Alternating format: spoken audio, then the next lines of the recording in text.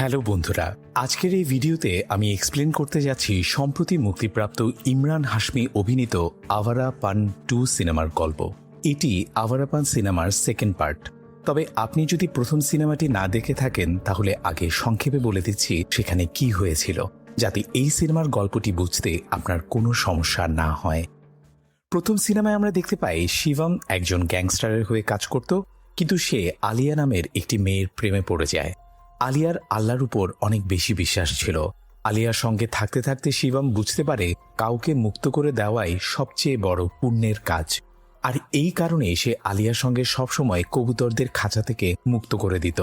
একদিন আলিয়ার বাবা জানতে পারেন যে শিবম আর আলিয়া একে অপরকে ভালোবাসে। এই বিষয়টা জানতে পেরে তিনি প্রচণ্ড রেগে যান। তখন শিবম তাকে বোঝায় যে সে তার সব কাজ ছেড়ে দিতে চায় এবং তার গ্যাংয়ের কাজও আর করবে না। কিন্তু আলিয়ার বাবা শিবমকে বিশ্বাস করতে পারেনি, তাই তিনি শিবমকে গুলি করে মেরে ফেলতে বন্দুক তাক করেন। ঠিক সেই মুহূর্তে শিবম সরে যায় আর সেই গুলি গিয়ে আলিয়ার গায়ে লাগে, ফলে সেখানে আলিয়ার মৃত্যু হয়। আলিয়ার মৃত্যুর পর শিবম ভীষণ অপরাধ বোধে ভুগতে থাকে। তার মনে হতে থাকে তার কারণেই আলিয়ার মৃত্যু হয়েছে।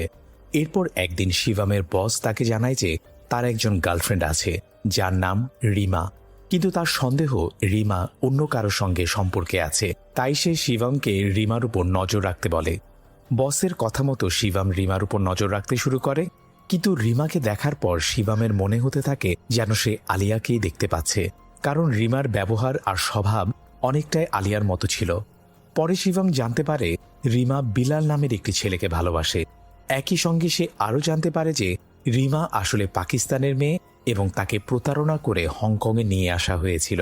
এরপর তাকে এই গ্যাংস্টারের কাছে বিক্রি করে দেওয়া হয়। অর্থাৎ রিমা আসলে শিবমের বসের গার্লফ্রেন্ড ছিল না, বরং তার দাসী হয়েছিল। শিবম যখন জানতে পারে রিমা বিলালকে ভালোবাসে, তখন সে তার বসকে সবকিছু জানায়। এরপর তার বস শিবমকে নির্দেশ দেয় রিমাকে মেরে ফেলতে, কিন্তু রিমা মৃত্যুকে ভয় পায় না। সে শুধু নিজেকে স্বাধীন করতে চেয়েছিল, কারণ এই দাসত্বের জীবন সে আর সহ্য করতে পারছিল না। রিমার কথা শুনে শিবমের আবার আলিয়ার কথা মনে পড়ে যায়। আলিয়া তাকে বলেছিল কাউকে স্বাধীন করে দেওয়াই সবচেয়ে বড় নেকির কাজ। তাই শিবম সিদ্ধান্ত নেয় সে যেভাবেই হোক রিমাকে এখান থেকে মুক্ত করবে। এরপর শিবম রিমাকে সেখান থেকে উদ্ধার করে। নিজের বস সেই গ্যাংস্টার এবং তার লোকজনের সঙ্গে লড়াই করে শেষ পর্যন্ত রিমাকে পাকিস্তানে পাঠিয়ে দেয়। কিন্তু এই লড়াইয়ের সময় শিবমের শরীরে বেশ কয়েকটি গুলি লাগে। দেখে মনে হচ্ছিল শিবম হয়তো মারা গেছে। আর এখানেই প্রথম আওয়ারা পান সিনেমার গল্প শেষ হয়। এবার ঠিক সেখান থেকেই শুরু হয় আওয়ারা পান 2 সিনেমার গল্প। সিনেমার শুরুতেই আমরা শিবমকে দেখতে পাই। আগের সিনেমায় শরীরে 6টি গুলি লাগার পরও সে বেঁচে গিয়েছিল। শুধু তাই নয়, সে রিমাকেও স্বাধীন করে দিয়েছিল। বর্তমানে শিবম ভারতে রয়েছে এবং যে জায়গায় তার সঙ্গে আলিয়ার প্রথম দেখা হয়েছিল সে সেখানেই থাকে। আজও শিবম আলিয়াকে ভীষণ ভালোবাসে, তাই আলিয়ার জন্মদিনে সে তার কবরের কাছে ফুল দিতে যায়। সেদিনও শিবম যখন সেখানে যায় তখন হঠাৎ সে একটি ছোট বাচ্চার কান্নার শব্দ শুনতে পায়। শিবম সেখানে গিয়ে দেখতে পায় কেউ ওই বাচ্চাটিকে সেখানে ফেলে রেখে চলে গেছে। এরপর সেই বাচ্চাটিকে একটি অনাথ আশ্রমে নিয়ে যায় এবং সেখানে রেখে আসে। তবে আশ্রমে রেখে এলেও শিবম বাচ্চাটির খোঁজ খবর রাখত। সে সরাসরি বাচ্চাটির সঙ্গে কথা বলতো না, এমনকি তার সঙ্গে দেখাও করতে আসতো না। কিন্তু বাচ্চাটির যাবতীয় খরচ সে নিজেই বহন করত। এমনকি সে বাচ্চাটির নাম রাখে আলিয়া। এভাবেই কয়েক বছর কেটে যায় এবং আলিয়া 5 বছরের হয়ে যায়। আলিয়াও জানত যে শিবমই তার দেখাশোনা করে, কিন্তু শিবম কখনো তার সামনে এসে তার সঙ্গে কথা বলতো না। একদিন একটি পরিবার সেই অনাথ আশ্রমে আসে। তারা আলিয়াকে দত্তক নিতে চায়, কিন্তু আলিয়া সেই আশ্রম আর শিবমকে ছেড়ে কোথাও যেতে চায় না। এই খবর যখন শিবম জানতে পারে তখন সে প্রথমবার আলিয়ার সঙ্গে কথা বলে। শিবম তাকে বলে সেও ছোটবেলায় এই আশ্রমেই বড় হয়েছে, কিন্তু যখন সে এখান থেকে বের হয়েছিল তখন তার পাশে কেউ ছিল না। তাই সে চায় আলিয়া যেন এই পরিবারের সঙ্গে চলে যায়, কারণ এই মানুষগুলো তাকে অনেক ভালোবাসবে এবং খুব আদর যত্নে বড় করবে। শিবম আলিয়াকে আরও বলে সে নিজেই নিজের ঠিকমতো যত্ন নিতে পারে না, তাহলে কিভাবে সে আলিয়ার যত্ন নিবে।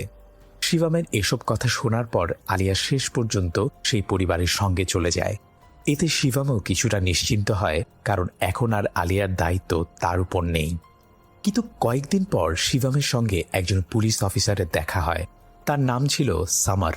সামার শিবমকে বলে সে শিবমের ব্যাপারে সবকিছু জানে, কিভাবে শিবম রিমাকে স্বাধীন করেছিল, এমনকি রিমাকে বাঁচাতে সেই গ্যাংস্টার আর তার লোকজনকে হত্যা করেছিল। সবকিছুই সে জানে। এসব জানার পরও সামার শিবমের বিরুদ্ধে থাকা ফাইল বন্ধ করে দিয়েছিল, কিন্তু এবার সামারের শিবমকে দরকার। সামার তাকে জানায় ব্যাংককের একটি গ্যাংকে শেষ করতে হবে, আর এই কাজটা একমাত্র শিবমই করতে পারবে। এসব শুনে শিবম বলে সে এখন আর এসব কাজ করে না এবং ভবিষ্যতে কারো হয়ে কাজও করতে চায় না। তখন সামার তাকে জানায় যে দুজন মানুষ আলিয়াকে দত্তক নিয়েছিল তারা দুজনেই মারা গেছে। এই কথা শুনে শিবম ভীষণ অবাক হয়ে যায়। এরপর সে সরাসরি সামারের সঙ্গে তাদের মৃতদেহ দেখতে যায়। এখানে সামার আরও জানায় যে এই লোকগুলো আসলে আলিয়াকে দত্তক নিতে যাচ্ছিল না, বরং তাকে ব্যাংককে নিয়ে যাওয়ার পরিকল্পনা ছিল, যাতে সেখানে তার সঙ্গেও রিমার মতো একই ঘটনা ঘটানো যায়। সামার বলে আলিয়ার মতো আরও অনেক মেয়েকে ব্যাংককে পাচার করা হচ্ছে, আর এর পেছনে রয়েছে অমৃত সিং নামের একজন স্মাগলার। আগে অমৃত সিং শুধু মাদকের ব্যবসা করত, কিন্তু এখন সে এই মেয়েদের পাচারের ব্যবসাও শুরু করেছে। সামার আরও জানায় একসময় ব্যাংককে নাফিসার রাজত্ব ছিল, কিন্তু একদিন নাফিসার একজন লোক ভুল করে মাদকের পাউডারের একটি প্যাকেট ফেলে যায়। সেই প্যাকেট অমৃতের হাতে চলে আসে। এরপর অমৃত সেই একই ধরনের প্যাকেট তৈরি করতে শুরু করে। ধীরে ধীরে এই ব্যবসার মাধ্যমে সে এতটাই শক্তিশালী হয়ে ওঠে যে শেষ পর্যন্ত পুরো ব্যাংককের উপর তার নিয়ন্ত্রণ চলে আসে। আর এই কারণেই অমৃত আর নাফিসার মধ্যে শত্রুতা তৈরি হয়। অমৃতের পরিবারে তার 2 ছেলে আর 1 মেয়ে রয়েছে। অমৃতের স্ত্রী অবশ্য মারা গেছে। তার বড় ছেলে সিকান্দার অটিস্টিক, আর তার মেয়ে জারা যে সবসময় তার বড় ভাই সিকান্দারের দেখাশোনা করে। অন্যদিকে তার ছোট ছেলে জোরাভার তার বাবার মতোই বড় হতে চায়। সেও চায় তার বাবার মতো পুরো ব্যাংককের উপর রাজত্ব করতে। এদের পাশাপাশি অমৃতের সবচেয়ে বিশ্বস্ত লোক হল জয়দেব, যাকে সবাই জেডি বলে ডাকে। অমৃত সিং এর দিকে আসা যে কোনো বিপদ প্রথমেই জেডিকেই সামলাতে হয়। এরপর রয়েছে চেঙ্গেজ, যে অমৃত সিং এর মাদকের ব্যবসার পুরো দিকটা দেখাশোনা করে। আর তৃতীয় জন হল মাহমুদ, যে অমৃত সিং এর সমস্ত টাকার হিসাব রাখে। সামার এবার শিবমকে বলে আলিয়া আর বাকি মেয়েরা কোথায় আছে সেটা জানতে হলে শিবমকে অমৃত সিং এর গ্যাংয়ের মধ্যে ঢুকতে হবে। এরপর আমরা জোরাভারকে দেখতে পাই। সেখানে তার বাবা অমৃত তাকে জোরে একটা চড় মারে। অমৃত বলে ভারত, পাকিস্তান আর বাংলাদেশ থেকে মেয়েদের এভাবে ব্যাংককে নিয়ে আসার কোনো দরকার ছিল না, তারা এই ধরনের কাজ করে না। কিন্তু জোরাভার হেসে বলে সে তো নতুন একটা ব্যবসা শুরু করেছে। এই কথা অমৃতের একদমই পছন্দ হয় না। সে জোরাভারকে বলে তারা যদি এই কাজ করতে থাকে তাহলে ইন্টারপোল তাদের পেছনে লেগে যাবে। কিন্তু জোরাভার তার বাবার কথা শোনে না। এরপর অমৃত সেখান থেকে চলে যাচ্ছিল। তখন জোরাভার তার কাছে ক্ষমা চাওয়ার ভান করে আসে এবং সুযোগ বুঝে নিজের বাবাকেই হত্যা করে, কারণ সে এখন তার বাবার সমস্ত ব্যবসার মালিক হতে চায়। এরপর সবাইকে এমনভাবে বোঝায় যে তার বাবা অমৃত সিং নাকি সিঁড়ি থেকে পড়ে গিয়ে মারা গেছে। এরপর আমরা শিবমকে দেখতে পাই, যে সামারের সঙ্গে ব্যাংককে চলে আসে। সেখানে সামারের একজন লোক চ্যাং শিবমকে একটি ট্যাক্সি আর ড্রাইভিং লাইসেন্স দেয়।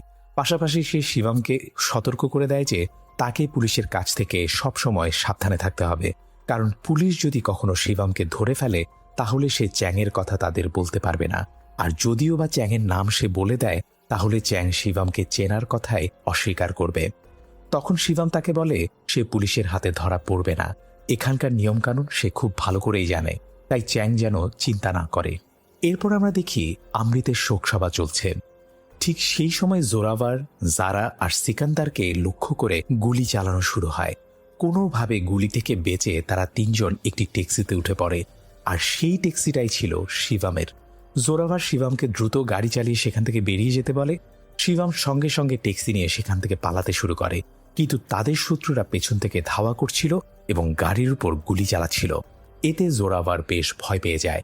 তার এখন পুরোপুরি বিশ্বাস হয়ে যায় যে এই হামলার পেছনে নাফিসার হাত রয়েছে। সিকান্দার যখন গুলির শব্দে ভয় পাচ্ছিল তখন শিবম গাড়ির মিউজিকের ভলিউম অনেক বাড়িয়ে দেয় যাতে গুলির শব্দ আর শোনা না যায়। এরপর অসাধারণ সাহসিকতার সঙ্গে সে 3 জনকেই বাঁচিয়ে তাদের আস্তানায় নিয়ে যায়। সেখানে মাহমুদ, চেঙ্গেজ আর জেডিও উপস্থিত ছিল। গাড়ি থেকে নামার পর জোরাভার সঙ্গে সঙ্গে তার সিকিউরিটি ইনচার্জকে হত্যা করে, কারণ তার দায়িত্বে থাকা অবস্থাতেই তাদের উপর হামলা হয়েছিল। এই দৃশ্য দেখে শিবমও অবাক হয়ে যায়। তখন তার পাশে দাঁড়িয়ে থাকা চেঙ্গেজ শিবমকে বলে, এই দৃশ্য দেখে নিশ্চয়ই তোর ভয় লেগে গেছে, তাই না? কথাটা শুনে শিবম প্রচণ্ড রেগে যায়। সে একটা বোতল ভেঙে চেঙ্গেজের উপর হামলা করতে শুরু করে। পরিস্থিতি দেখে জোরাভার দুজনকেই থামিয়ে দেয়। এরপর সে বলে সে দুজনকে একে অপরের সঙ্গে লড়াই করার সুযোগ দিবে। জোরাভার তাদের সামনে একটি বন্দুক খুলে বিভিন্ন অংশ আলাদা করে রেখে দেয়। তারপর বলে, যে ব্যক্তি সবার আগে বন্দুকটা ঠিকভাবে জোড়া লাগিয়ে সামনের মানুষটিকে গুলি করতে পারবে সেই জিতবে। কথাটা শোনা মাত্রই শিবম দ্রুত বন্দুকটা জোড়া লাগিয়ে ফেলে, কিন্তু বন্দুক হাতে পাওয়ার পরও সে চেঙ্গেজকে গুলি করে না, বরং তাকে বলে আমার সঙ্গে ভদ্রভাবে ব্যবহার করবে, কারণ আমি যদি কারো জীবন বাঁচাতে পারি তাহলে প্রয়োজনে তার জীবনও শেষ করে দিতে পারি। শিবমের এই আচরণ দেখে জোরাভার তার উপর বেশ ইমপ্রেসড হয়ে যায়। তবে শিবমকে নিজের গ্যাংয়ে নেওয়ার আগে সে মাহমুদ আর জেডিকে বলে শিবমের পুরো ব্যাকগ্রাউন্ড ভালোভাবে খুঁজে দেখতে। একই সঙ্গে সে সবাইকে জানিয়ে দেয় যে এখন থেকে সবাইকে তার কথা অনুযায়ী চলতে হবে, কারণ তার বাবার মৃত্যুর পর থেকে সেই এখন পুরো ব্যবসার দায়িত্বে রয়েছে। এরপর আমরা দেখি শিবম একটি স্ট্রিট ফাইটে গিয়ে একজন ফাইটারের সঙ্গে লড়াই করছে। সেখানে যারা তাকে দেখতে আসে। পাশাপাশি সে শিবমের জন্য একটি নোটও রেখে যায়। সেই নোটে লেখা ছিল তাদের দুনিয়া থেকে যেন শিবম দূরে থাকে, কিন্তু শিবমের একটাই উদ্দেশ্য, আলিয়াকে বাঁচানো, কারণ আলিয়া কোথায় আছে সেটা জোরাভার ছাড়া আর কেউ জানে না। এদিকে শিবমের ব্যাপারে জোরাভার যখন জানতে পারে যে সে এর আগে একজন গ্যাংস্টারের হয়ে কাজ করত, তখন সে বেশ খুশি হয়। এরপর সে মাহমুদ আর জেডির মাধ্যমে শিবমকে একটি কাজ দেওয়ার সিদ্ধান্ত নেয়। শিবমকে বলা হয় ওমকার নামের একজন লোককে ধরে জোরাভারের কাছে নিয়ে আসতে হবে। আসলে ওমকার হলো নাফিসার খুব কাছের একজন লোক, আর জোরাভার জানতে পেরেছিল যে তার উপর যে হামলা করেছিল এবং যে গুলি চালানো হয়েছিল তার পেছনে ওমকারের হাত রয়েছে। তাই সে শিবমকে নাফিসার আস্তানায় গিয়ে ওমকারকে ধরে নিয়ে আসার নির্দেশ দেয়। এটা শোনার পর শিবম নাফিসার আস্তানায় চলে যায়, কিন্তু সেখানে নাফিসার লোকজন শিবমকে ধরে ফেলে এবং তাকে ভীষণ মারধর করে। এরপর নাফিসা সেখানে আসে এবং শিবমকে লবণ ছিটিয়ে মাটির নিচে পুঁতে ফেলার নির্দেশ দিয়ে চলে যায়। এরপর শিবমকে সত্যি মাটির নিচে পুঁতে রাখা হয়, কিন্তু নাফিসা সেখান থেকে চলে যাওয়ার পর শিবম কোনোভাবে সেখান থেকে বেরিয়ে আসে এবং নাফিসার সব লোককে প্রচণ্ড মারধর করে। এরপর সে ওমকারকে হত্যা করে তার মরদেহ নিয়ে জোরাভারের কাছে ফিরে আসে। এটা দেখে জোরাভার শিবমের উপর ভীষণ ইমপ্রেসড হয় এবং তাকে নিজের সবচেয়ে কাছের লোক বানিয়ে নেয়। পাশাপাশি জারা আর সিকান্দারের নিরাপত্তার দায়িত্ব শিবমের উপর দিয়ে দেয়। এরপর জোরাভার শিবমকে জানায় আমার ধারণা আমার গ্যাংয়ের মধ্যে কেউ নাফিসার সঙ্গে হাত মিলিয়ে আছে এবং এখানকার সমস্ত খবর নাফিসাকে দিয়ে যাচ্ছে। তাই জোরাভার চায় শিবম যেন সেই বিশ্বাসঘাতককে খুঁজে বের করে। শিবমও তখন সেই গাদ্দারকে খুঁজতে শুরু করে। একদিন জোরাভার শিবমকে কিছু নেশা জাতীয় জিনিস খাইয়ে দেয়। এর ফলে শিবমের শরীর খারাপ হয়ে যায়। তখন জারা এসে তাকে সামলায়। এই ঘটনা দেখে বোঝা যায় জারার মনে কোথাও না কোথাও শিবমের জন্য ভালো লাগা তৈরি হয়েছে, কিন্তু শিবমের একটাই উদ্দেশ্য ছিল আলিয়াকে বাঁচানো। তাই পরের দিন শিবম সামারের সঙ্গে দেখা করে তাকে জিজ্ঞাসা করে তারা সরাসরি জোরাভারকে মেরে ফেলতে পারে না কেন। তখন সামার জানায় আলিয়া আর বাকি মেয়েরা কোথায় আছে সেটা শুধু জোরাভারই জানে। তাই শিবমকে এখনই জোরাভারের সঙ্গে কাজ চালিয়ে যেতে হবে, যাতে জোরাভার ধীরে ধীরে শিবমকে আরও বেশি বিশ্বাস করতে শুরু করে এবং একসময় নিজেই তাকে সেই মেয়েদের লোকেশন জানিয়ে দেয়। শিবম জানত জোরাভারের পুরো বিশ্বাস অর্জন করতে হলে তাকে সেই বিশ্বাসঘাতককে খুঁজে বের করতেই হবে। তখন সে জানতে পারে জেডি আগে নাফিসার হয়ে কাজ করত, আর সেই জেডি নাফিসার সেই মাদকের প্যাকেট হারিয়েছিল, যেটা পরে অমৃতের হাতে চলে যায়। এরপর জেডি অমৃতের সঙ্গে কাজ শুরু করে। এসব জানার পর শিবমের সন্দেহ হয় জেডি হয়তো নাফিসার গোপন খবরদাতা। এরপর আমরা মাহমুদ আর জেডিকে দেখতে পাই। তারা চেঙ্গেজের আস্তানায় যায়। জোরাভারের নির্দেশে চেঙ্গেজ সেখানে বেশ কয়েকজন মেয়েকে আটকে রেখেছিল, কিন্তু এই ব্যাপার জেডি কিংবা মাহমুদ কেউই আগে কিছুই জানত না। সেখানে গিয়ে যখন জেডি বিষয়টা জানতে পারে তখন জোরাভারের এই নতুন ব্যবসা তার একদমই পছন্দ হয় না। কিন্তু মাহমুদের উদ্দেশ্য ছিল সম্পূর্ণ আলাদা। সে খুবই খারাপ প্রকৃতির মানুষ ছিল এবং মেয়েগুলোর সঙ্গে খারাপ কিছু করার চেষ্টা করছিল। এদিকে আমরা আলিয়াকে দেখতে পাই। সে সেখানে অসুস্থ একটি বাচ্চার দেখাশোনা করছিল। তখন মাহমুদ আলিয়ার দিকে এগিয়ে যেতে শুরু করে, কিন্তু ঠিক তখনই চেঙ্গেজ সেখানে এসে মাহমুদকে থামিয়ে দেয়। অন্যদিকে শিবমের সঙ্গে সামারের দেখা হয়। সামার তাকে জানায় আজ নাফিসা তার একজন গোপন ইনফর্মারের সঙ্গে দেখা করতে যাচ্ছে। এই কথা শুনে শিবম সঙ্গে সঙ্গে সেই কাত্তারকে ধরতে সেখানে যায়, কিন্তু সেখানে গিয়ে সে জানতে পারে নাফিসার সেই গোপন ইনফর্মার আর কেউ নয়, জারা। জারাকে সেখানে দেখে শিবা ভীষণ অবাক হয়ে যায়, কারণ জারা নিজের বাবা আর ভাইয়ের বিরুদ্ধে গিয়ে নাফিসাকে সাহায্য করছিল।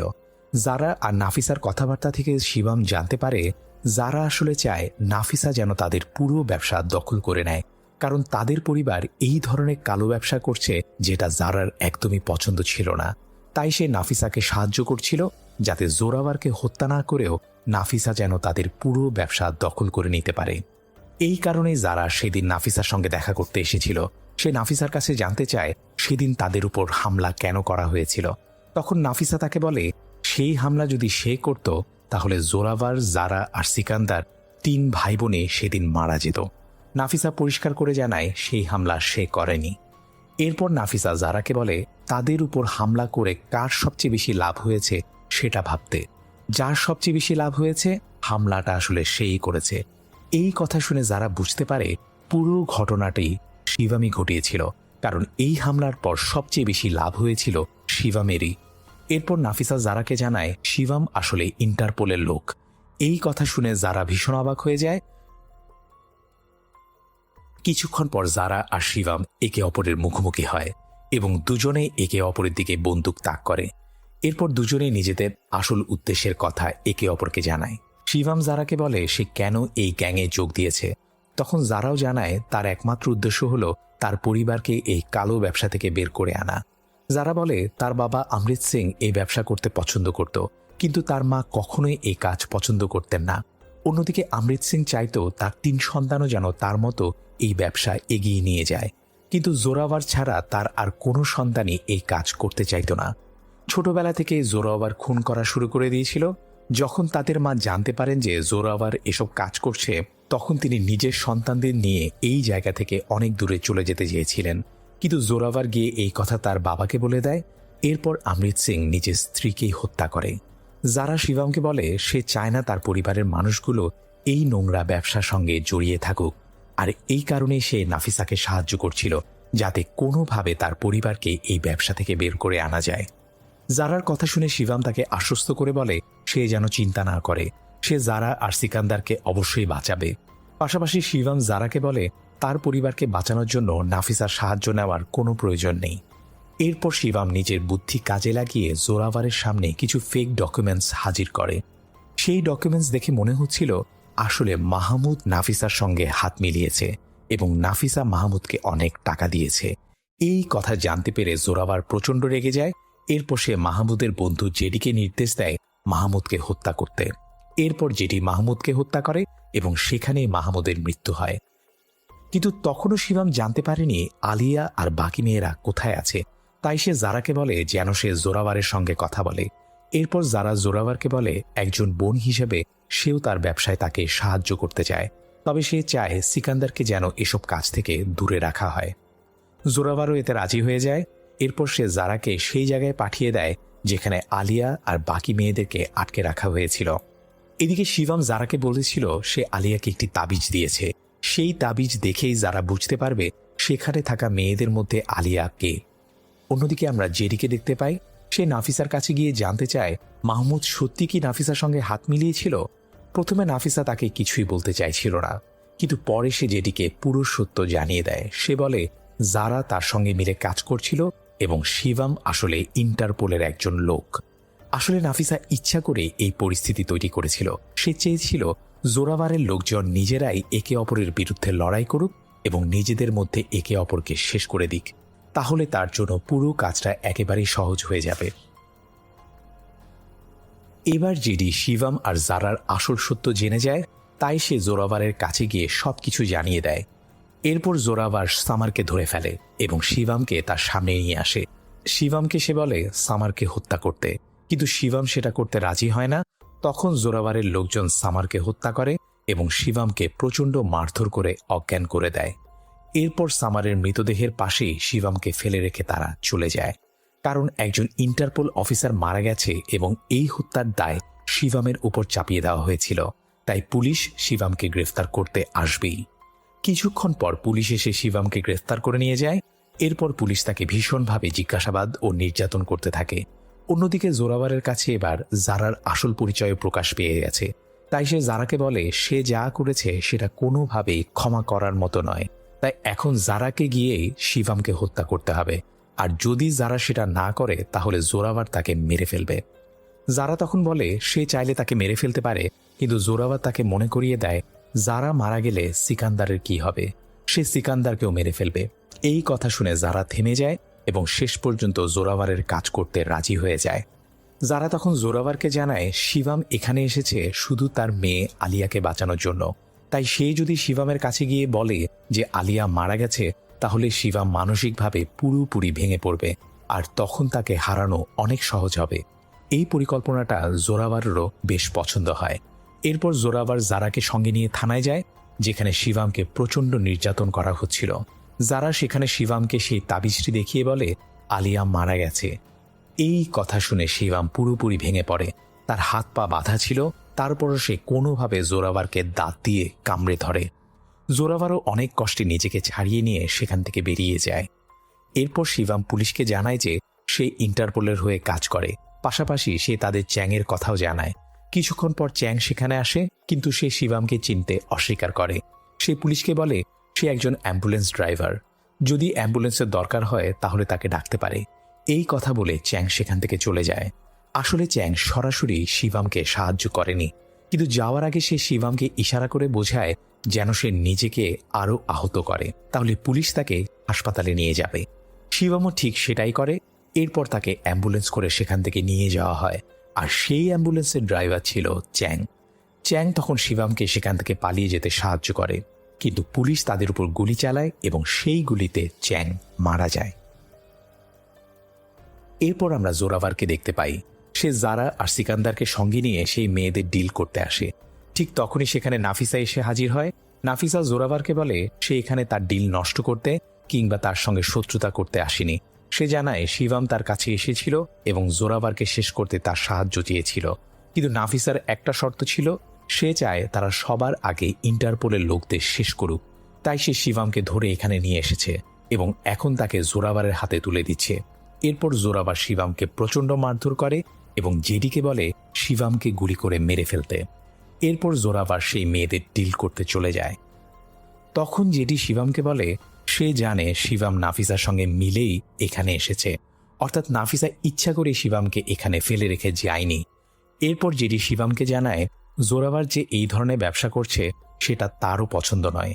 জেডি আরও জানায় সে এখন জেনে গেছে যে জোরাওয়ারই অমৃত সিংকে হত্যা করেছে, কারণ সিকান্দার নিজের চোখে সেই ঘটনা দেখেছিল। এসব কারণে জেডি এবার শিবমকে সাহায্য করতে রাজি হয়। এদিকে আমরা আরও জানতে পারি নাফিসা কেন শিবমকে সাহায্য করতে রাজি হয়েছিল। নাফিসা শিবমকে শর্ত দিয়েছিল আজকের পর থেকে শিবমকে তার গোলাম হয়ে থাকতে হবে এবং তার সব কাজ করতে হবে। শিবমও সেই শর্তে রাজি হয়ে যায়, কারণ তার একমাত্র লক্ষ্য ছিল আলিয়া আর বাকি মেয়েদেরকে মুক্ত করে দেওয়া। কিন্তু তাদের এই সমস্ত কথা চেঙ্গেজ শুনে ফেলে। এরপর সে সঙ্গে সঙ্গে শিবম আর বাকিদের উপর হামলা করে। সেই হামলায় জেডি মারা যায়। তবে শিবম শেষ পর্যন্ত চেঙ্গেজ আর তার লোকজনকেও মেরে ফেলে। এরপর জোরাওয়ারও সেখানে ফিরে আসে, কারণ সে মেয়েদের ডিল করতে এসেছিল। জোরাওয়ার যে লোকগুলোর সঙ্গে ডিল করতে এসেছিল শিবম তাদেরকে শেষ করে দেয়। এই দৃশ্য দেখে জোরাওয়ার আরও বেশি রেগে যায়। ঠিক তখনই শিবমের চোখে পড়ে আলিয়াকে। আলিয়াকে দেখতে পেয়ে শিবম ভীষণ খুশি হয়ে যায়। আর তখনই আমরা জানতে পারি আলিয়া যে অসুস্থ মেয়েটির দেখাশোনা করছিল সেই মেয়েটি আসলে মারা গিয়েছিল। মৃত্যুর আগে আলিয়া তার নিজের তাবিজটা সেই অসুস্থ মেয়েটির গলায় পরিয়ে দিয়েছিল, আর সেই তাবিজ দেখে যারা ভেবেছিল যে আলিয়াই মারা গেছে। শিবম যখন আলিয়াকে জীবিত দেখতে পায় তখন সে ভীষণ খুশি হয়ে যায়। আলিয়াও শিবমের কাছে এগিয়ে আসতে শুরু করে, কিন্তু ঠিক তখনই জোরাওয়ার আলিয়াকে ধরে ফেলে। এরপর সে জারার হাতে একটি বন্দুক দিয়ে বলে শিবমকে মেরে ফেলতে, আর যদি জারা সেটা না করে তাহলে সে সিকান্দারকে মেরে ফেলবে। একই সঙ্গে জোরাওয়ার শিবমকে বলে সে যেন জারাকে হত্যা করে, কারণ শিবম যদি জারাকে না মারে তাহলে জোরাওয়ার আলিয়াকে মেরে ফেলবে। এই কথা শুনে শিবম আর জারা দুজনেই বুঝতে পারছিল না তারা এখন কি করবে। কিন্তু ঠিক তখনই সিকান্দার একটি বন্দুক তুলে নিয়ে জোরাওয়ারকে গুলি করে এই সুযোগে শিবম দ্রুত আলিয়াকে জোরাওয়ারের কাছ থেকে সরিয়ে নিজের কাছে নিয়ে নেয়। এরপর যারা জোরাওয়ারের পায়ে গুলি করে, কারণ সে নিজের ভাইকে হত্যা করতে চাইছিল না। কিন্তু এরপরও জোরাওয়ার যারাকে মেরে ফেলতে যাচ্ছিল, সেটা দেখে শিবম তার দিকে একটি বড় কন্টেনার ছুড়ে দেয়। কন্টেনারের আঘাতে জোরাওয়ারের মৃত্যু হয়। আর এভাবেই শেষ পর্যন্ত শিবম আলিয়া এবং বাকি সব মেয়েকে বাঁচাতে সক্ষম হয়। কিন্তু এর বিনিময়ে এখন শিবমকে নাফিসার গোলাম হয়ে থাকতে হবে, কারণ নাফিসা এখন যা বলবে শিবমকে সেটাই করতে হবে। আর ঠিক এখানেই সিনেমার গল্প শেষ হয়ে যায়। তবে সিনেমার শেষে এমন একটা ইঙ্গিত দেওয়া হয় যে সম্ভবত আভারা পান 3ও আসতে পারে, যেখানে হয়তো শিবম আর নাফিসার মধ্যে লড়াই দেখা যাবে। তো বন্ধুরা, এই ছিল আভারা পান 2 এর সম্পূর্ণ এক্সপ্লেনেশন। মুভির গল্পটি আপনাদের কেমন লেগেছে অবশ্যই কমেন্ট করে জানাবেন, এবং আমার এক্সপ্লেনেশন যদি আপনাদের ভালো লেগে থাকে তাহলে প্লিজ ভিডিওটি লাইক এবং শেয়ার করে দিন, এবং আমাদের চ্যানেলটি সাবস্ক্রাইব করে আমাদের সাথেই থাকুন। ধন্যবাদ।